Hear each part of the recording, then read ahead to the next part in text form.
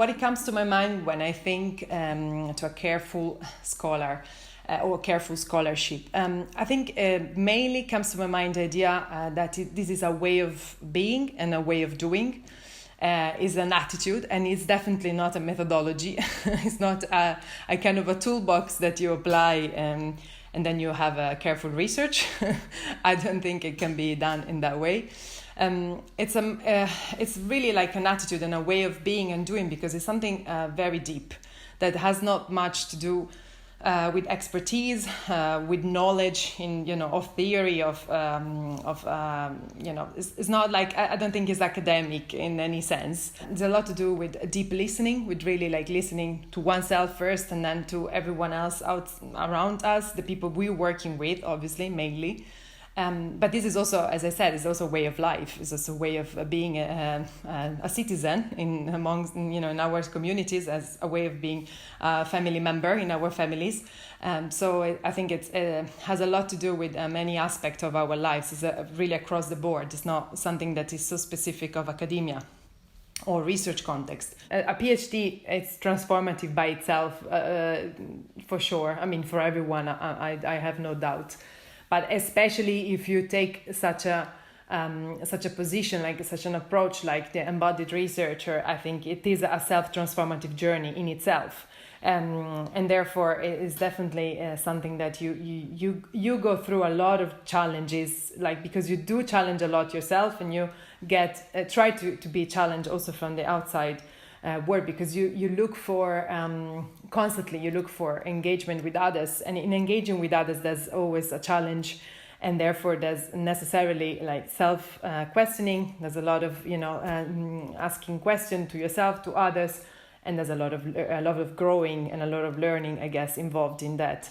I think obviously reading, engaging critically with the literature, engaging critically with other people, with other academics, but also with obviously the people that I met on the field.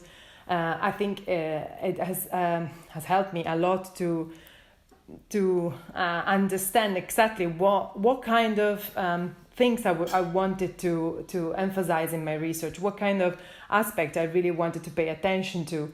So obviously you start with some research question, you start with some interest, but it's never what you actually ended up with, I guess. So that helped me a lot to sharpen what was really that I really wanted to know, and I think I understood that I really wanted to see how can people be caring humans, like what are the challenges, what are the conditions for them to be caring, because it's not like just an issue of motivation, of behavioral whatever elements that for sure have an impact, and for sure there's relevance in that kind of research. But in my case, I think I was more interested in the structural condition that can really impact that. And at the same time, I was asking myself, what are the structures around me that help me or actually hinder me from being more careful? For me, the importance of care and ethics of care, it's crystal clear. So that is probably one of my beliefs, one of the things that I truly believe in, the revolutionary power of care, everyday care. I do. So it's not something that I need to be convinced about. But then obviously how to, that's a problem. So how to become, caring human beings, and in a way that we can actually change something about this world.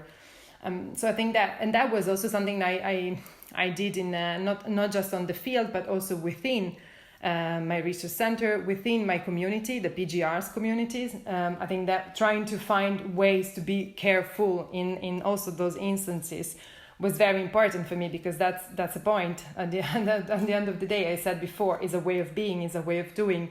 And I felt that it was extremely important for me to spend time, investing time and space in my daily life, trying to understand others people perspective, but also problems, trying to support, trying to listen, trying to do something, trying also to be listened, not just obviously is a relational practice, right? So it goes both ways. It cannot be something that we do ourselves. And as I said, it's not like a toolbox. You take it and you apply. It's not just it has nothing to do with that. So it's this kind of constant experimentation, and I think it helps a lot to try to explore and experiment in different contexts.